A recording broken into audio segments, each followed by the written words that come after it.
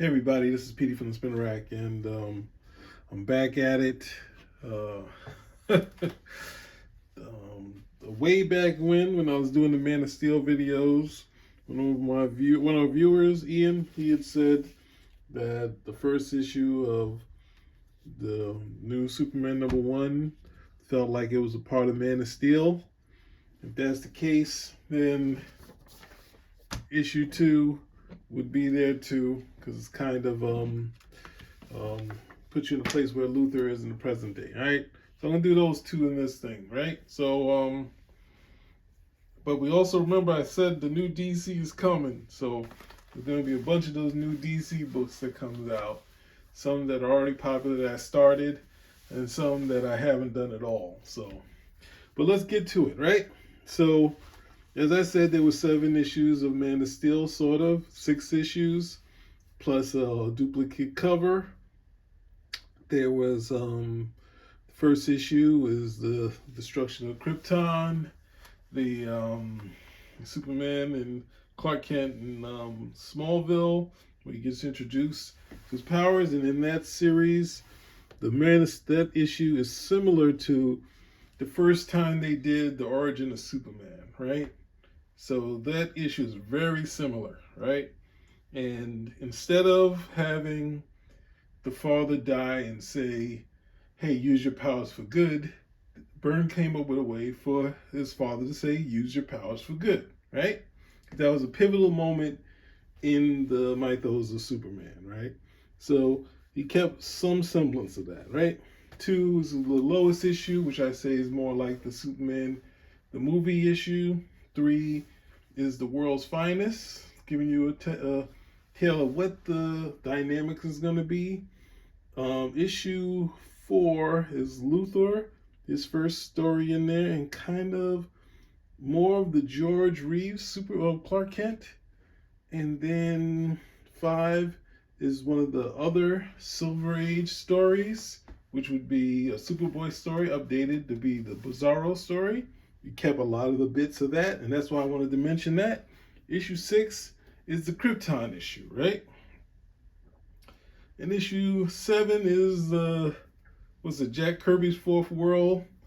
Issue 20, which is Superman meeting the Fourth World, where he goes to Hightown, he meets Highfather, he meets the Forever People, and those would encompass the early part of Superman's career. Now, the hook of Man of Steel that everyone says is that all history is just wiped out, right? Now, one of the other hooks, the secret hook of this is that maybe everything happened, just not the way that we know it, right?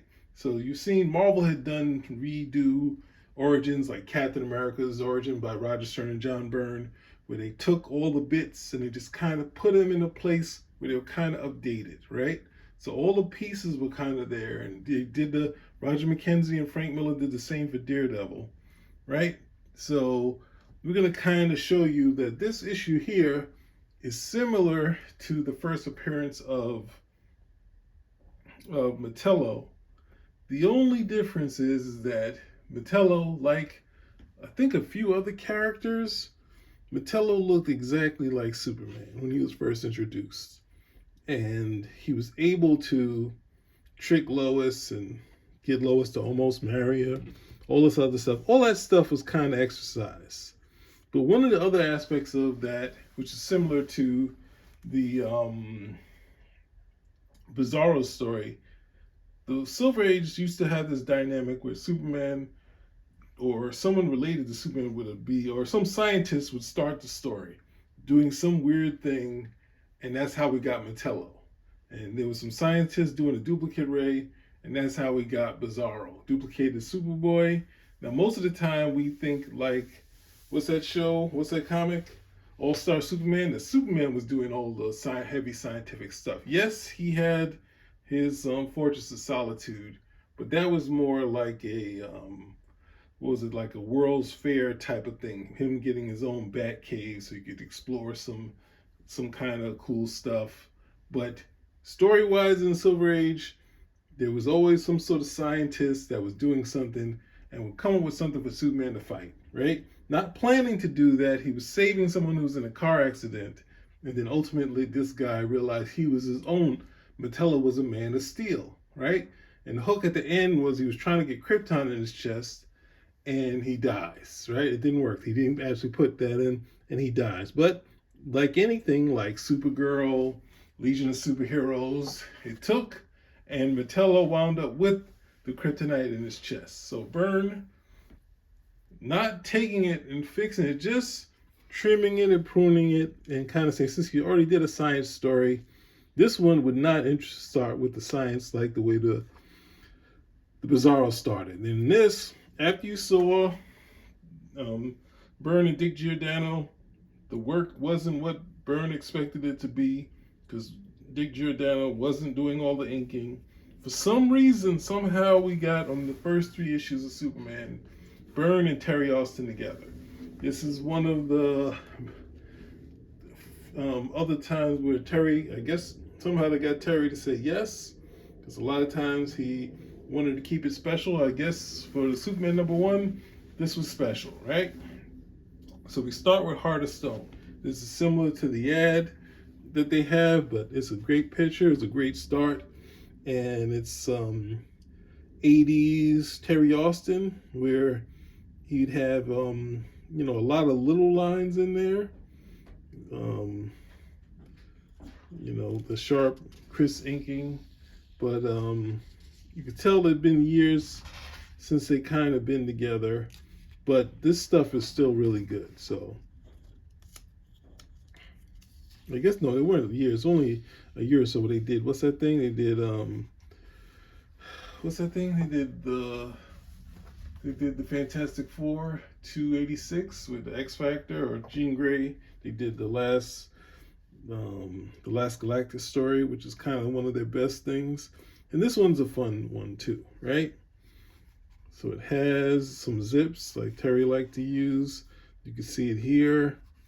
And this is Superman goes into this thing. He's been tracking it for a while. And he finally comes up to whoever stole his the rocket ship that he was transported to Earth in. Right? He's been trying to follow it for 3 months, and he finally caught up with it, but he doesn't have a vantage point to know what he stumbled onto. Right? And he sees all these things on him, all sized up, like digital images, and he said there's one actual photo that's here. This is a photo that was there, right? So he's not sure what he's come onto, but he's run into a dead body, right? So this art is really nice. Superman, not necessarily being Batman, but it's kind of a forensic look at things and what he can do, looking at the fingerprints.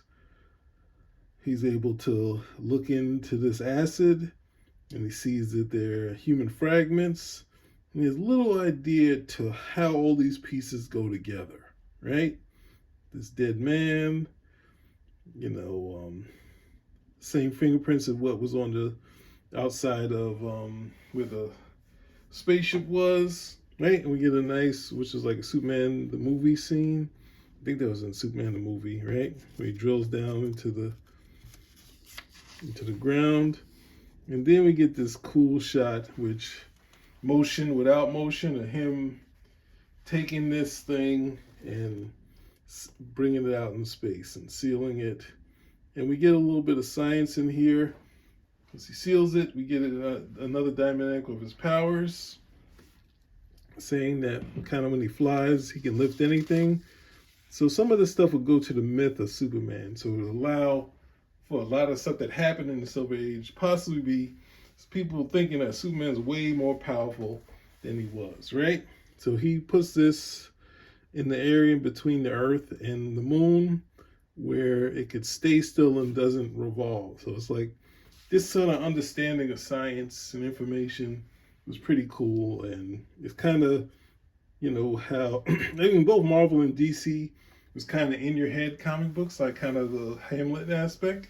So there was no reason to leave this dynamic, because it's a solo character with no sidekicks. So most of the discussion is going to be within his head. So, but to I think most of the current people, they might say this is a lot of thoughts and all this other stuff, where we only got taught to not like this type of deal for no good reason, right?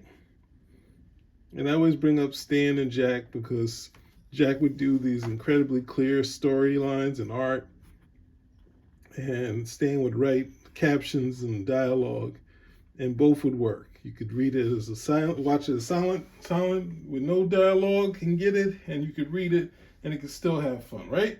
So Superman is late for this date with Lois, and I was like, wow, his Clark Kent is a little like Colossus. So I haven't seen Byrne go that wide on a person in a while. So it's like, okay, this is cool. Like he's not trying to, and I think more presently, he hasn't played up the bulkiness like he did here, right? But Lois still has her issue, so that kind of tension that was in the original series has made way for what the original story was, where Clark Kent brings the first story in about Superman, but they don't have the tension. The tension's already there because Clark Kent is she's not interested in him, and he's a wallflower, right? But Byrne's kind of playing it like George Reeves, right? And I think I fell for Lois in Man of Steel issue 4, but like at this point, it was just like I was kind of lost. I was like, wow, she's. I was pretty taken by her, and we get run into this guy who's saying he's more powerful. He broke down this bank, and they're ambulance chasers, so they go to see what's there. And for some reason, even though he doesn't look exactly, he has a gray hair, this kind of gives me some Cable vibes, right? Even though Cable, I know, actually got the Widow's Peak, it kind of gives me some Cable vibes. I don't know. It could be, but I kind of feel like it's a Cable vibe, right? So Clark Kent is a man of action, so he gets hit in the face and gets knocked away, right? And this allows his escape, so he could still do the same thing instead of him running away. Someone just knocks him away, right? And then we get a quick flashback, this little subplot of what's going on here, of this character's past, right? So then he could choke Lois to death, and Superman shows up. Superman's ready to take him away, but in this case, he's totally surprised by this guy, right? And knocks Superman to the next room, and Superman out of the thing and comes back, and Lois goes to find out about Clark, but he's gone, right? Figured that Superman probably saved him, right? But Superman is really getting hurt. And we got this thing, and he's just picking Superman apart. Now here's a little storytelling bit. Since Superman, like everybody here on Earth, has an aura, his power represents that aura and kind of protects his costume and clothing. Now you can see the aura is not even there, right? He's able to pick his shirt off of his chest. And Superman hasn't, at this point, experienced kryptonite at all, right? So this story is the first thing of kryptonite. So I guess you can say Ian was right to do this because this is really the first kind of kryptonite story, right? And Superman is asked why, and at the same time we get the flashbacks, which is a cool dynamic sidebar story of this scientist. So instead of doing it where the Silver Age did it, where you just start with the scientists, this one, character's in a car accident, but this scientist is a little touched, right? And he's been following Superman, and he's going to make this guy his Metallo, right? And Metallo's about to finish Superman off, but the cops come and save the day, right? Metallo is down. Superman has no idea what's going on, why any of this stuff is happening, but Metallo gets back up. and he's going to kill both Lois and Superman, right? And he tells, what's the name? Well, the name he came up with, Kryptonite, right? The only thing that can harm Superman. He's figured it out. He saw Superman feign weakness in Man of Steel #1, right? Because he was watching in the background, and he realized that Superman's from outer space. He misinterprets the spaceship, saying that he morphed into a human child, even though he saw this humanoid alien, right? And he's like, he realized that they sent a bunch. He felt that they sent a bunch of drones, as much as he could get and translate other information. So he took it and went left, right? And he has this kryptonite. So in the first Metallo story, he didn't get to put the kryptonite in there. Well, much later, he became the Kryptonite Man. So he puts it in his chest, and then Metallo's like, I don't need you anymore. And I think in the story, the scientist died also. So, and this is where Superman, he tells him about there's a Kryptonite Heart. Is it Krypton? It's a yes, from the place rock from your past, the alien planet where you were born on. And here, Lois hears that, right? And this is where the world starts to hear Superman's an alien being. And Luthor hears it and says, nope, Superman's going to die by my hands. Right? And the building comes tumbling down, right? And Metallo has beaten him. This is where I get even more Cable vibes. You know, only a portion of Cable's face was ripped apart. So it kind of gets some Cable vibes. We didn't know how much metal he was. And there was another character, I think, in Star Wars that kind of reminds me of Cable. I think that more than this, but it has some bits like that right there. Right? And this is I kind of wish they stayed together on Byrne and Austin, because at some point Austin wasn't doing backgrounds, he was just doing the figure inks. So it would have been interesting to see them stay together and see what had become of the two of them together. But Superman has this, one of the great parts of this issue is Superman doesn't give up, right? He's still fighting back against the kryptonite, but then Metallo opens up and we finally get to see the kryptonite, and it drops Superman, right? To a green glowing death. And this is a great setup here, right? Where Superman is struggling. He can't figure out, he can't concentrate. And he said, my heart's pounding about the burst. If it's about to burst, if it's to burst, sorry. And I can't say anything but that awful green. And that that line stuck with me. Superman saying his first reaction to kryptonite, right? And we see something above him, and then gone, right? Superman has this moment with Lois where he's, almost been finished, and she wants to know why he didn't tell her he's from the alien world. He said he didn't know that for true until this point right now.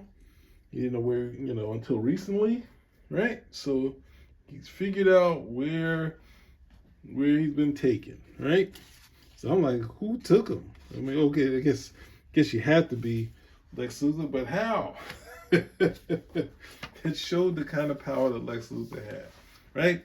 I'm putting this down here, and I'm going to say officially, this is one of Jerry Ordway's favorite issues of the relaunch, right?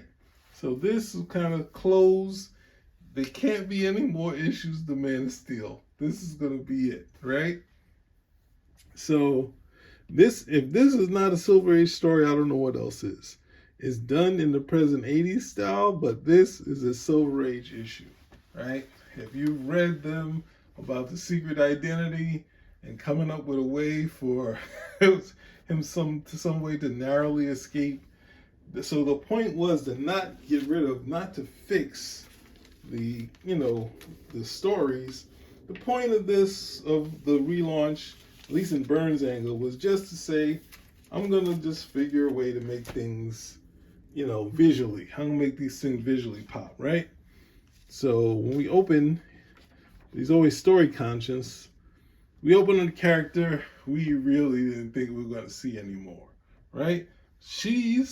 Lana is in Smallville. She's not working at the planet anymore. How is Lana going to work back into the story? And this is one of the best bits in the Byrne thing, whereas Krypton showed up again in the story. All the stuff we thought was gone forever was kind of closed off. Byrne has been able to bring into the present story, right? So, at every time Superman has appeared, they've got one face. And this is interesting because we have facial recognition software now, and Luthor had it back then, right? So it's a cool thing that kind of works to the present day. We have this Luthor. Now, I think if you've seen, it's been a while, I don't know if you've seen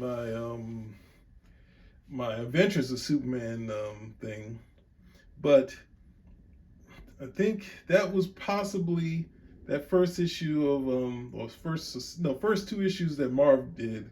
He did, after Byrne had Luthor show for 2 seconds, he did his story, which was, I think, possibly those two stories are the only stories where Luthor does something really cool in Marv Wolfman's series. Like, those are the best periods for his Luthor. Now Byrne is taking his second crack, because the first thing was just in Man of Steel, just to give you a hint. But now we're gonna get full on Luthor, right? And this is kind of, people say this is the look is more like, what was that thing? The Kingpin, but in actuality, this is how Luthor the criminal used to dress in the Silver Age, right? So he had this look way before, even though he wasn't a businessman. And one of the things is, the businessman aspect kind of stuck. When you see these origins, they kind of factor him still being rich. So it was a viable concept, right? So he's trying to find out a person, you see him, he's got all, hotties around him, and he's kind of brutal to them. So you're showing up that this guy is all kinds of evil. Now, most people would say if you do stories like that, then you must, no. Luthor, you push the boundaries, you got to make them terrible, right? And they're saying, hey, the levels, and Luthor is like, I've seen, it's not going to harm us at all, right? So they have Metallo in there. Metallo's hooked up there. Got nothing. He's been stripped of everything. And we have this moment where Metallo is with Luthor. They might have teamed up, but not this time, right? And yanks his heart out. And that's something that would happen where he would lose his heart and he would die, and we think Metallo was gone forever, right?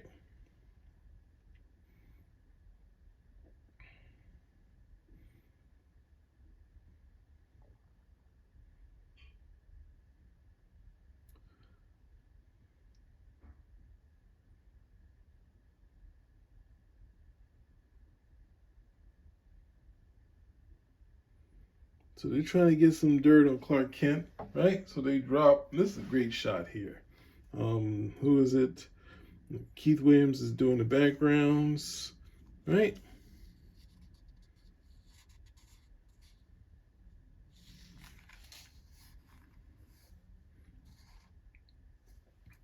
And they knock out Martha also. She's out. This is an ode to Jim Shooter. He said, don't use the panel border as a ground, and Byrne routinely uses it and it works. So they go through all of that, and the only thing they have is this scrapbook that has all these disasters being averted, and then some Superman stuff. So it's like, hey, he's a Superman fan, let's take this with us. And as they walk out, they run into Lana, right? So they drop her, and then they take Lana with them, right? But they say they're going to be, in trouble with the boss, right? Now, at the same time, I didn't make note of it as I was going through it, is that Luthor forces himself on this girl to have a date, right? She tried to decline, so this is very 80s, very power hungry Luthor, very evil. So if you have a hard time with evil, you hit the wrong place, right? So homegirl's all dolled up to hang with her, but she's just there for the science, and she feels very embarrassed by having to be here. So it's a really tough thing to show you how terrible Luthor is, right? So Luthor's upset that they brought someone with him, but he realized got something positive. So he's happy and he says he's gonna get compensated, but there's a sidebar. But she's allergic to any kind of truth serum, right? And he said that's unfortunate for her, right? So Marvel kind of done a thing where he had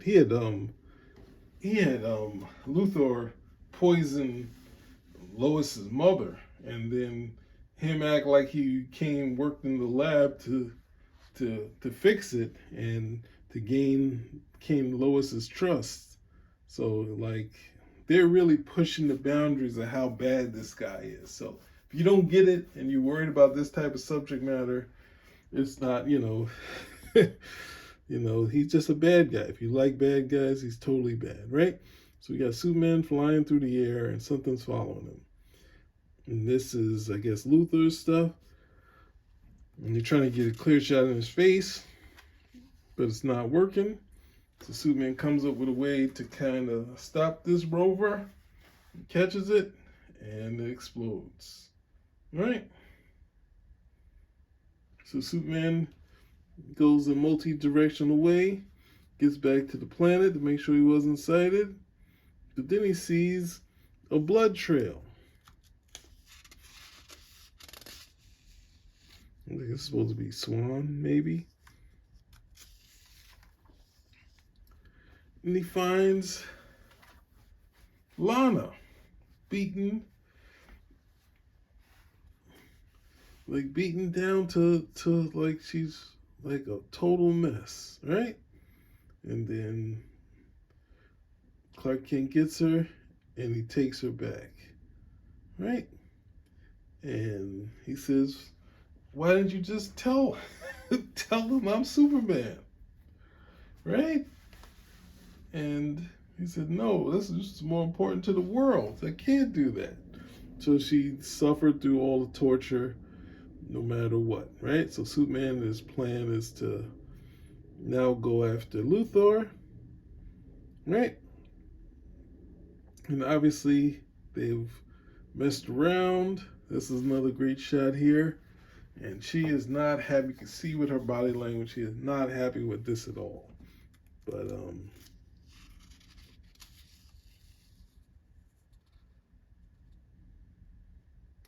and he sends her off to collate all the data between Clark Kent and Superman, right? So he finds the guys who attacked Lana. He's plenty upset with them. He says he's going to squash them like bugs. And he said, we didn't do that. And next thing you know, we see that Luthor blew up the whole thing. Now, this is going to be tough on Superman because two guys he was trying to get finished just died in front of his eyes. Superman's not at all injured, but Superman is furious. And he comes in, he's had it, and something has happened to him again, right? And we see the Kryptonite ring. And this is another thing that showed up in the cartoon. I talked about it in my other video.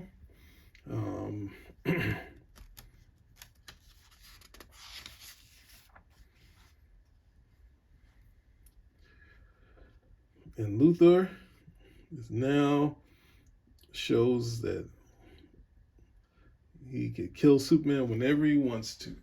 He has kryptonite, and he decides he doesn't know. He's pretty sure something happened to his parents, since he already talked to Lana about it, and he's the only parents that he knew. And then he goes in, and they're home.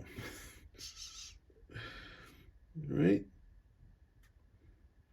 And he said they stole some stuff, the old yearbook and family album and your birth certificate. He said, but why would anyone do anything with that stuff, right? He doesn't know what they're going to do, and that's all that was used to figure out. Goes through this, and the computer figures Clark Kent is Superman, right? We got a little overview of Jerry Ordway there, and it comes up right because it's one of his favorite. He said it, at least in the Superman panel, right? And she's like, it makes total sense. And Luthor's like, no, it totally doesn't. Like, so but what's the name? He said, no way you could be Superman running around and acting like Clark Kent. And he gets rid of her. Now, this is the Silver Age Luthor that has a fault in his mind, the same way that not only when he thought that his organism was destroyed and he lost his hair, that he vowed to be terrible to Superman forever, even though the organism was he still had some left for some reason, he still kept his negativity going on. So in my mind, this is like, he wasn't leaving the Superman dynamic and the Superman storytelling. He was just trimming and pruning it to kind of do those type of storylines for the present day, right? So we had two stories where we see Superman challenged against two classic villains, Luthor and Metallo, right? The next story is a big story with Darkseid, but this kind of shows you the Superman mythos isn't about Superman going in and just, here's the villain, Superman beats up the villain. They were doing a bunch of different storylines and different angles, and some of the stuff that you would see doing different type of angles instead of just saying, here the heroes come in and beat up the villains. There were different type of storylines that were going on and different type of tales in this new thing. Now there would be stories where, I think the next arc, he fights Darkseid, he almost dies, gets mind controlled in the Marv Wolfman storyline and forced to do bad things, and then its story ends where he goes up against Orion and then later Darkseid, but he's sent back. But at the same time, there's this heavy weight that could have been on him, but the new gods say no, he's a hero, he doesn't need to be burdened with what he had gone through here on Apocalypse. So that was our precursor. So we got that, and then it feels like the run kind of is off to the races when we get to the Bloodsport storyline. So there you have it. I think I've covered. No, it probably won't be the last Byrne Superman that I do, but this kind of closes the whole Man of Steel portion, because this was the Kryptonite / two kind of, it's a new wave Silver Age story and an adapted Silver Age story. So you kind of have those dynamics in the present day. So I think a lot of times people think Silver Age is Superman in space with some sort of new fantastical space thing or a new alien race. There's a lot of storylines where here's Superman, here's something on Earth, here's a scientist, that sort of stuff. Here's a secret identity story, here's that sort of stuff. So ultimately, it was kind of keeping a feeling of those. If you read the first Metallo story, if you read the first Bizarro story, there's Finite. The first Supergirl story is Finite. It felt like, wow, this was a moment a one of one. And now Byrne wasn't always, because in Fantastic Four he kept it kind of feeling like it was a one of one story, but sometimes he would revisit stuff. But we wouldn't know. There would be that surprise and trying to make it feel like it's more accessible and easy to get into, rather than a long Marvel type storyline with even though he had subplots that going on, but there'd be 2-issue, 3-issue, 3-part stories, nothing more than that. And what else? I think that covers it, but it would kind of encompass the Silver Age, the TV series, the movie, and some Golden Age. So it'd be the Fleischer films would be all kind of pushed together into one sort of Superman thing. And regretfully, his peers, even though this thing sold like like hotcakes, they kind of went at it, even though they do Superman a disservice, because it's hard to say. You had Jim Starlin on there, you had Marv Wolfman and Gil Kane, you had Keith Giffen, you had a lot of the hot talent come over to Superman, and it hadn't really burst through, right? So we finally had something that sold and did well, and the readers were buying it, at least 100,000 readers more. But at the same time, even though this is just a period in the genre, right? So if you understand how genre would work, I'm sorry the last part is going very long. Genres work like this. You would have the Golden Age, which would be the earliest incarnation of Superman. Then you have the Silver Age, which would be the classic, right? Then you can say somewhere in the Bronze Age, they were kind of trying to do Silver Age / revision, but then there's the revision stage, where you kind of can say Byrne stuff, you can say the death of Superman. You think everything post that is kind of revision. I think All-Star Superman is kind of a mix of Silver Age / revision, because it's not really even bronze, because Superman dying is kind of more in the revisionist stage, where he could go to the sun and get, have this illness happen, and the Kryptonians have this illness and die, and all this heavy stuff. That's not really, the Silver Age would give the death at the end, or do a surprise death, but sometimes that would be an imaginary story and that sort of thing. So the plan was always to have more Superman, not Superman dying at the end, except for the death of Superman, which All-Star Superman takes from. So that's about it. I've done, this closes off the Man of Steel chapter. It kind of would go into my Silver Age kind of thing, but the Superman 2 is kind of a totally new story, but it deals with his secret identity. So that's about it. Spinner Rack is out.